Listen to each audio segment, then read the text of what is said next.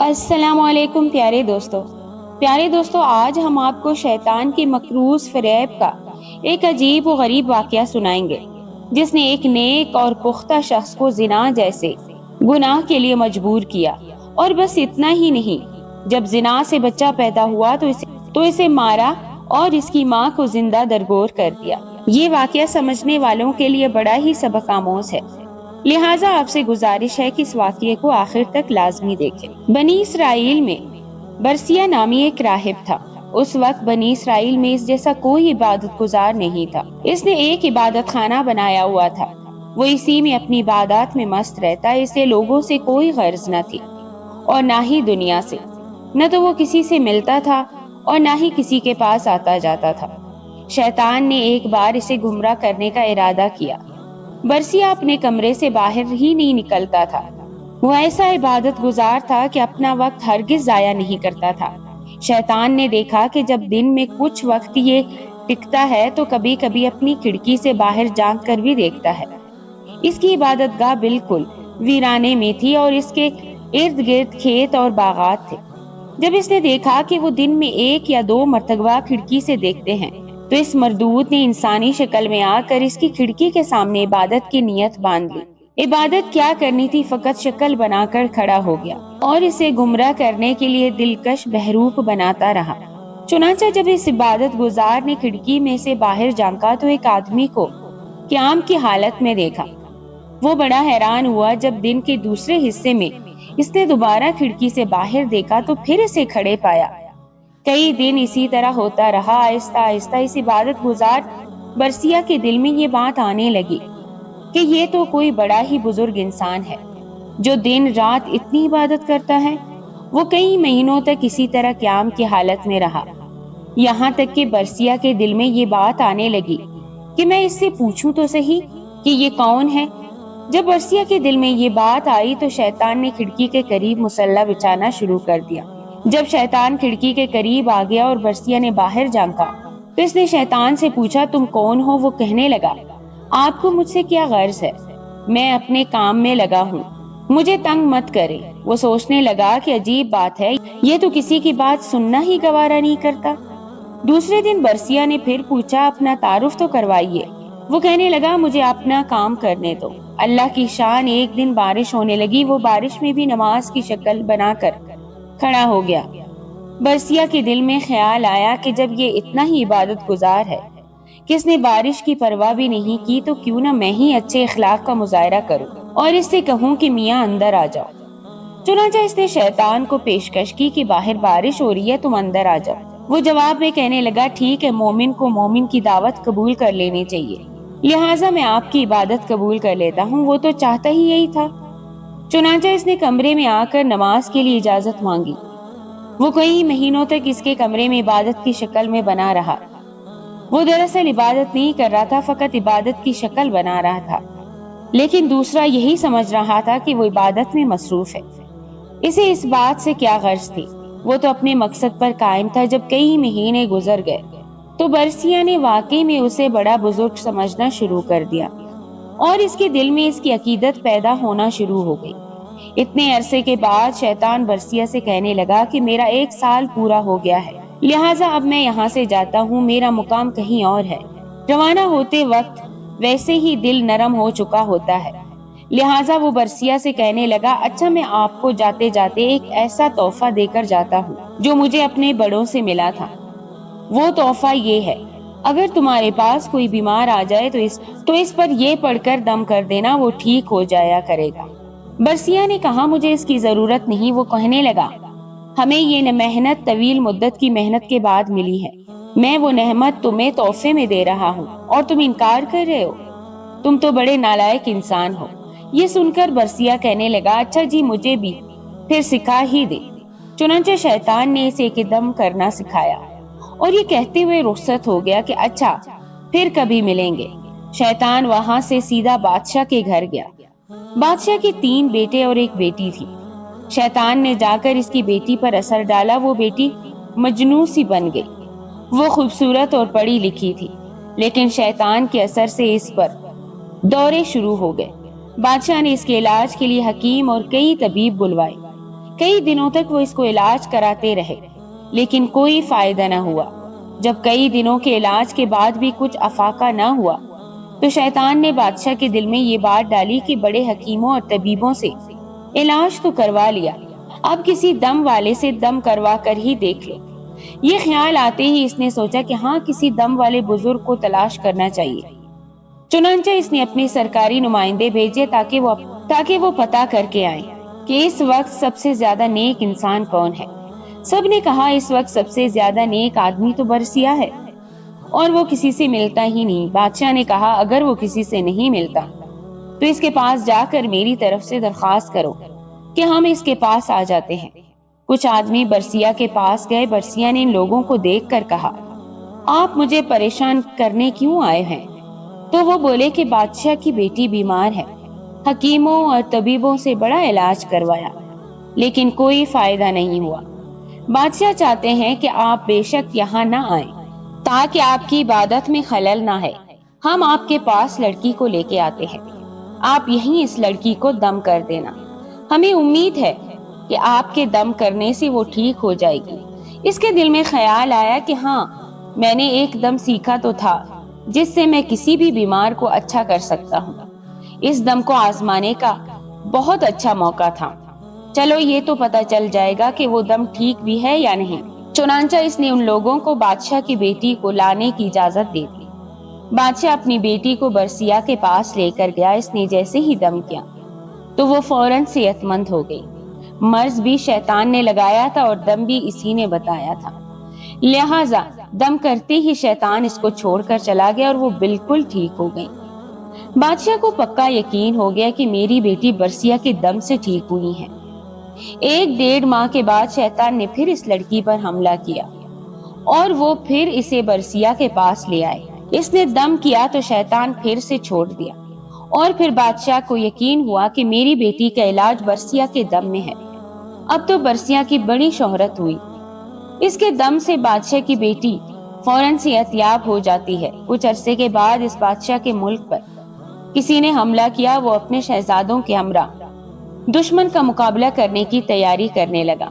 अब बादशाह सोच में पड़ गया कि अगर मैं जंग में जाऊं तो बेटी को किसके पास छोड़कर जाऊं? मेरी बेटी की तो माँ भी जिंदा नहीं है और बाकी लोगों पर मैं भरोसा नहीं कर सकता। किसी ने मशवरा दिया कि किसी वजीर के पास छोड़ जाएं और किसी ने कोई मशवरा दिया। बादशाह कहने लगा अगर इसको दोबारा फिर वही बीमारी लग गई तो फिर क्या बनेगा? बरसिया तो किसी की बात नहीं सुनेगा।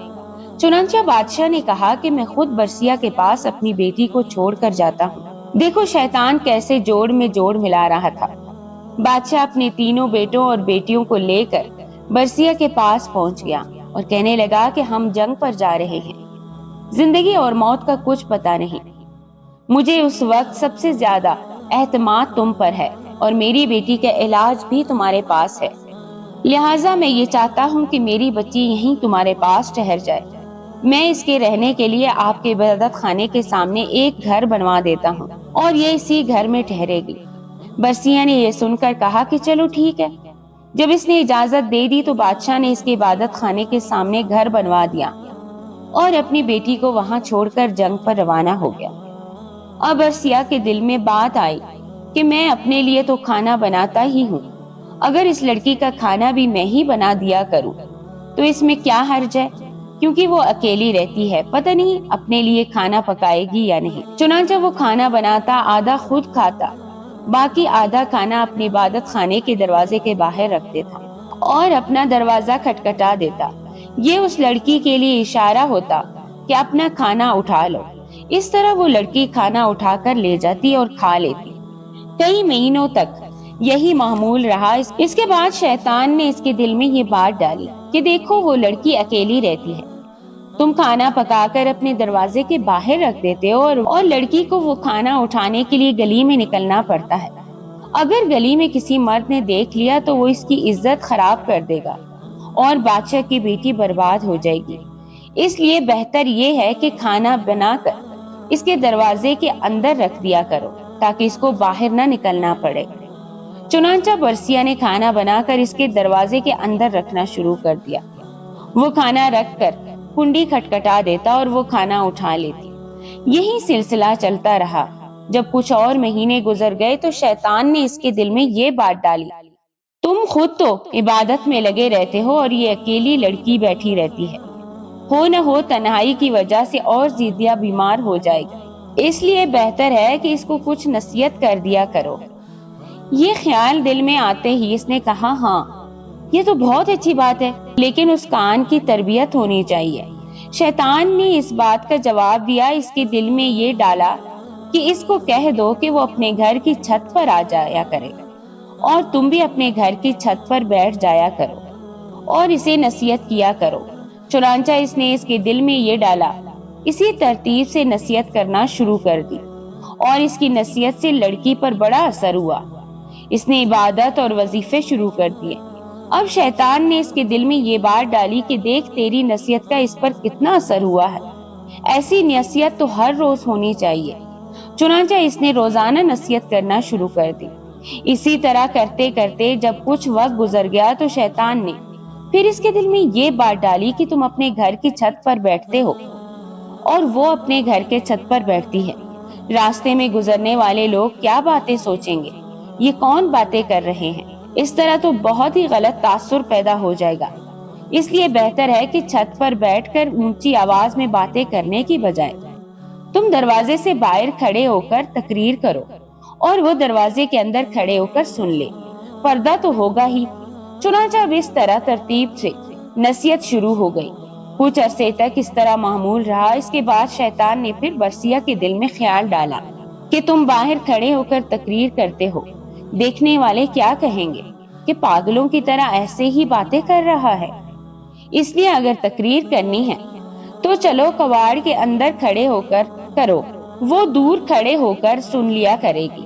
چنانچہ اب اس نے دروازے کے اندر کھڑے ہو کر تقریر کرنا شروع کر دی۔ جب اس نے اندر کھڑے ہو کر تقریر کرنا شروع کی تو لڑکی نے اس کو بتایا کہ وہ کتنی عبادت کرتی ہے۔ یہ سن کر اسے بڑی خوشی ہوئی کہ میری باتوں کا اس پر بڑا اثر ہو رہا ہے، اب میں اکیلے ہی عبادت نہیں کرتا بلکہ یہ بھی عبادت کرتی ہے۔ کئی دن تک یہی سلسلہ چلتا رہا۔ بالآخر شیطان نے لڑکی کے دل میں برسیہ کی محبت ڈال ہی دی۔ چنانچہ اس لڑکی نے برسیہ سے کہا کہ آپ جو کھڑے کھڑے بیان کرتے ہیں، میں آپ کے لیے چارپائی ڈال دیا کروں گی، آپ اس پر بیٹھ کر بیان دیا کرنا اور میں دور بیٹھ کر سن لیا کروں گی۔ اس نے کہا، بہت اچھا۔ لڑکی نے دروازے کے قریب چارپائی ڈال دی۔ برسیہ چارپائی پر بیٹھ کر نصیحت کرتا اور لڑکی دور بیٹھ کر اس کی باتیں سنتی۔ اسی دوران شیطان نے برسیہ کے دل میں لڑکی کے لیے بڑی شفقت اور ہمدردی پیدا کر دی۔ کچھ دن گزر گئے تو شیطان نے اس عابد کے دل میں نصیحت تو لڑکی کو سنانی ہی ہوتی ہے، دور بیٹھنے کی وجہ سے اونچا بولنا پڑتا ہے، گلی سے گزرنے والے لوگ بھی سنتے ہیں، کتنا ہی اچھا ہوگا کہ اگر یہ چارپائی ذرا آگے کر کے رکھ لیا کرے اور پست آواز میں گفتگو کر لیا کرے۔ چنانچہ برسیہ کی چارپائی لڑکی کی چارپائی کے قریب تر ہو گئی اور نصیحت کا سلسلہ جاری رہا۔ کچھ عرصہ اسی طرح گزرا تو شیطان نے لڑکی کو مجبور کر کے برسیہ کے سامنے پیش کر دیا اور یوں وہ لڑکی کے فرفتہ ہو گیا۔ اب شیطان نے برسیہ کے دل میں جوانی کے خیالات ڈالنا شروع کر دیے کہ برسیہ کا دل عبادت خانے سے اچاٹ ہوتا گیا۔ اس کا زیادہ وقت لڑکی سے باتیں کرنے میں گزر جاتا۔ سال گزر چکا تھا۔ ایک دفعہ شہزادوں کی خبر گیری کی تو شہزادی کو خوش و خرم پایا اور راہب نے دیکھا بادشاہ اور شہزادوں کو لڑائی کے لیے دوبارہ سفر پر جانا تھا، اسی لیے وہ مطمئن ہو کر چلے گئے۔ اب شہزادوں کے جانے کے بعد شیطان نے اپنی کوششیں تیز کر دی۔ چنانچہ اس نے برسیہ کے دل میں لڑکی کا عشق پیدا کر دیا اور لڑکی کے دل میں برسیہ کا عشق بھر دیا، حتیٰ کہ دونوں طرف برابر کی آگ سلگی ہوئی تھی۔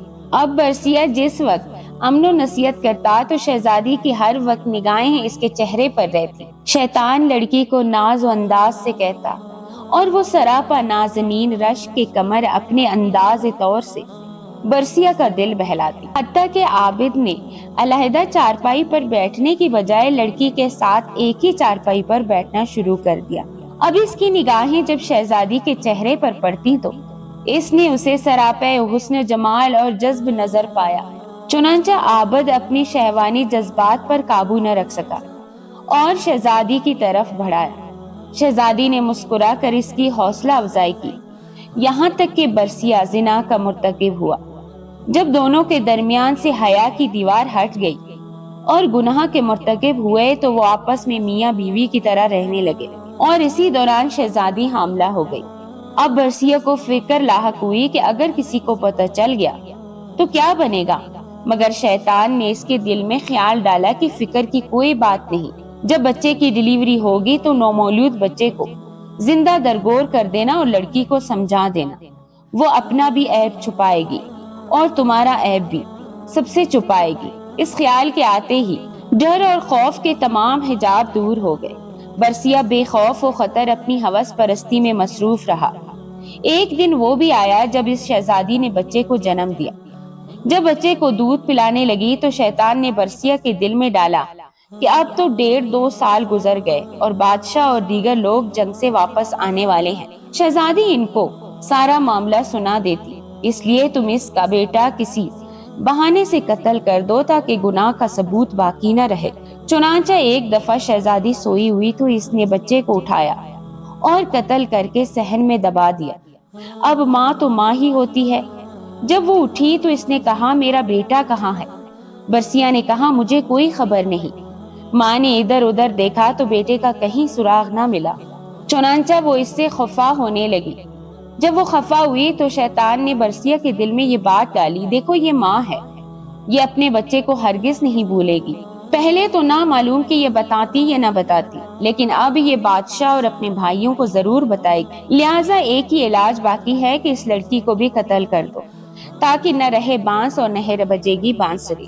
جب بادشاہ آ کر پوچھے گا تو بتا دینا کہ وہ بیمار ہو گئی اور مر گئی۔ جیسے ہی اس کے دل میں یہ بات آئی کہنے لگا، ہاں یہ بالکل ٹھیک ہے۔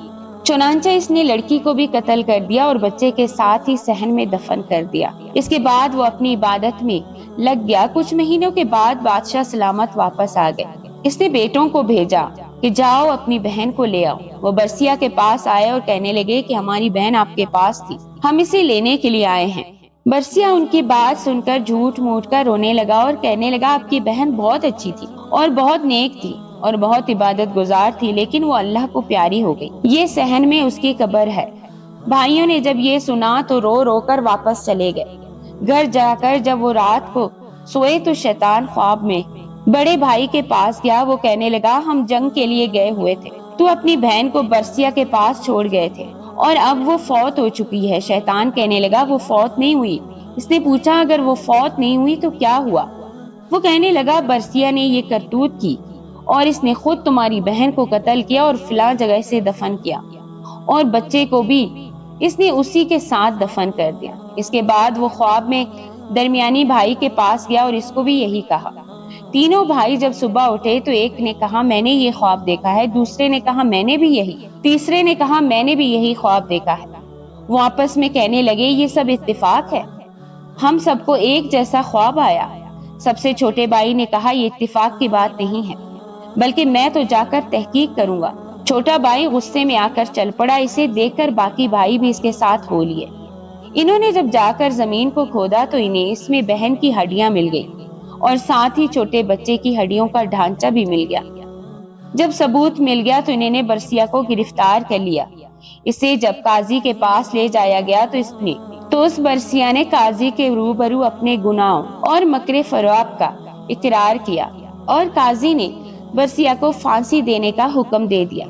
جب برسیا کو پھانسی کے تختے پر لایا گیا اور اس کے گلے میں پھندا ڈالا گیا، پھر پھندا کھینچنے کا وقت آیا تو پھندا کھینچنے سے عین 2-4 لمحے پہلے شیطان اس کے پاس وہی عبادت گزار کی شکل میں آیا اور اس سے کہنے لگا کہ مجھے پہچانتے ہو کہ میں کون ہوں؟ برسیا نے کہا، ہاں میں تمہیں پہچانتا ہوں، تم وہی عبادت گزار ہونا جس نے مجھے دم دیا تھا۔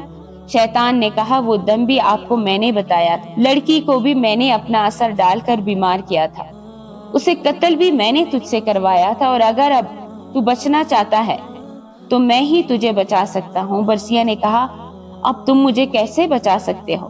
وہ کہنے لگا کہ تم میری ایک بات مان لو، میں تمہارا یہ کام کر دیتا ہوں۔ اس نے پوچھا کہ میں آپ کی کون سی بات مانوں؟ اس پر شیطان نے کہا کہ بس کہہ دو کہ خدا نہیں ہے۔ برسیا کے تو حواس باختہ ہو چکے تھے۔ اس نے سوچا کہ چلو میں ایک دفعہ کہہ دیتا ہوں، پھر پھانسی سے بچنے کے بعد دوبارہ اقرار کر لوں گا۔ چنانچہ اس نے کہا خدا موجود نہیں۔ عین اسی لمحے کھینچنے والے نے پھندا کھینچ دیا اور یوں اس عبادت گزار کی کفر پر موت ہو گئی۔ اسی بات سے اندازہ لگائیے کہ شیطان کس قدر منصوبہ بندی کر کے انسان کو گناہ کے قریب تر کرتا چلا جاتا ہے، جس سے انسان بچ نہیں سکتا۔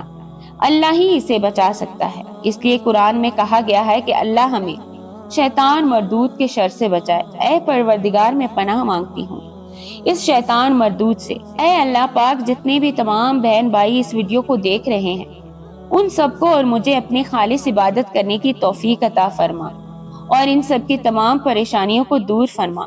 آمین یا رب العالمین۔